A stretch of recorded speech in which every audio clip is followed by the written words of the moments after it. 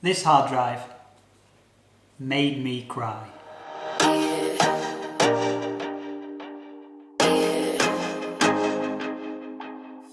Hi guys, so as content creators we are collecting quite a lot of footage quite a lot of the time, be that images or video or whatever it is that you may be collecting, not to mention the working files from Premiere or Photoshop or Illustrator or whatever it is that you're working in. And if you're like me, you're collecting them on things like this. Hard drives. And basically, they have a propensity to crash and die. And I had that done to me with the hard drive that I showed you this one. Basically, it died on me and I lost absolutely everything. And from that point on, I was like, how do I go about doing this? The next step for me from what I'm about to show you is to get a RAID system, but they're quite expensive. A RAID 6 system can run anywhere from £1,000 upwards. And while they're great, they are fantastic, they're equally also not infallible. You can find that they will go down and you will lose everything. You can send these hard drives away and to have them recovered, or they can try to recover them, and they'll give it a go. My particular hard drive, they said, no, send that back with a big fat no stamped on the front of it. I'd lost absolutely everything. So what I do is, what I wanted to talk about today is what I do and how I try and mitigate that circumstance. So what I basically have is I have a hard drive that I store all my stuff on, and then I have a second hard drive the same equal size, which I copy everything from this drive onto this drive.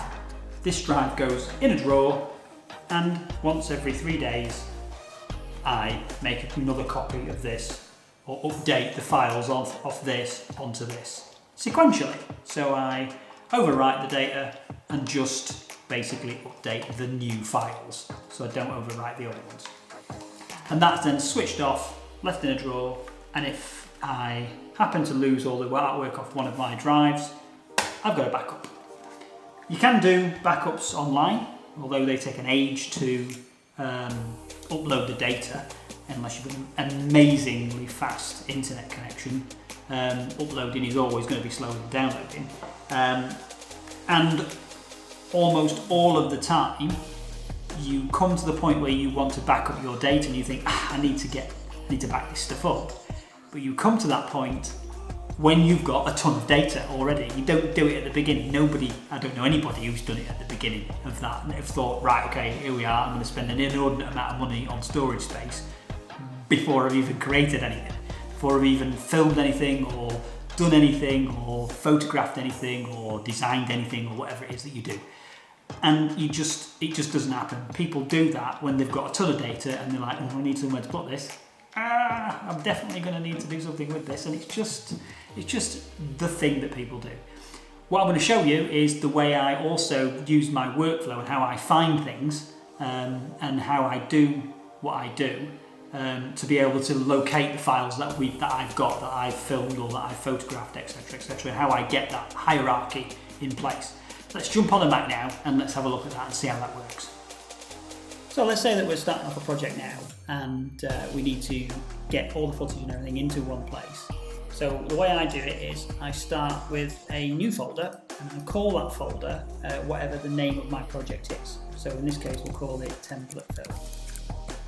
As you can see, that's that done.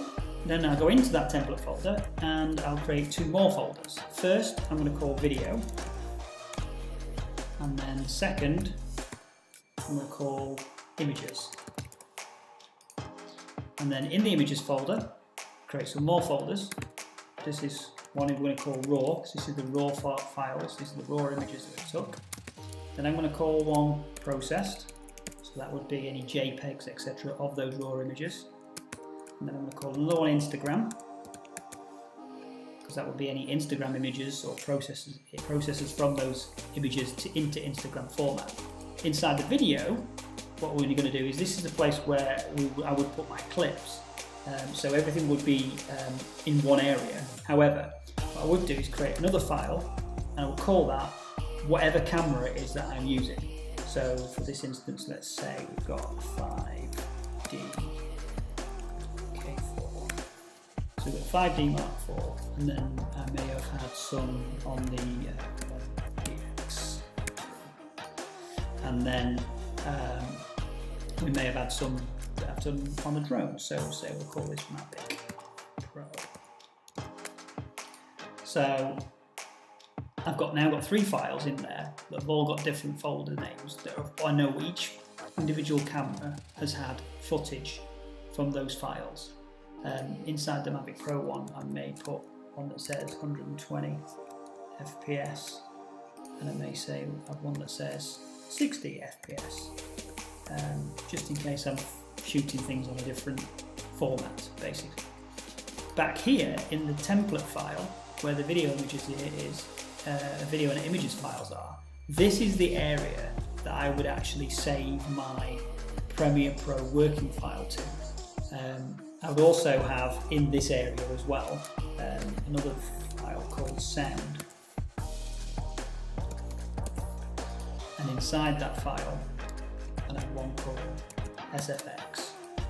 Now the sound files would be in here and the SFX files would be inside here. So the sound effects files, any noises or sound effects that I've got going off would be separated from the sound files, so that if I need to I can find them. Now as you can see, that's like that's 1, 2, 3, 4, 5, 6, 7, 8, 9, 10 of them. There's like 12 folders, 13 folders there, created within just a few minutes. You're like saying, wow, that's a lot of folders. But that allows me to find in template film, I know that sound effect was used in template film, so I can go straight to sound, and then I can go straight to sound effects, and that's where that sound effect would be. Now, this particular file, once I've completed this project, it goes into a file on one of those hard drives I showed you earlier, and that is in a folder just named 2018, 2019, 2020, 2017, whatever year it is basically that I'm doing that project in. And so if I look at a project and I've done it in 2018, or I've done it in 2017, and I can go to the 2017 file and say, right, okay, it's this project, it's definitely in this year, so I can then narrow it down from that point on. And basically, that is how that's how I lay my structure out. It's how I deal with film, how I deal with images. And it's the same process for images. It's basically, if there's no video, there's just no video file, basically. It's just images, and then there's the Instagram processed and the raw.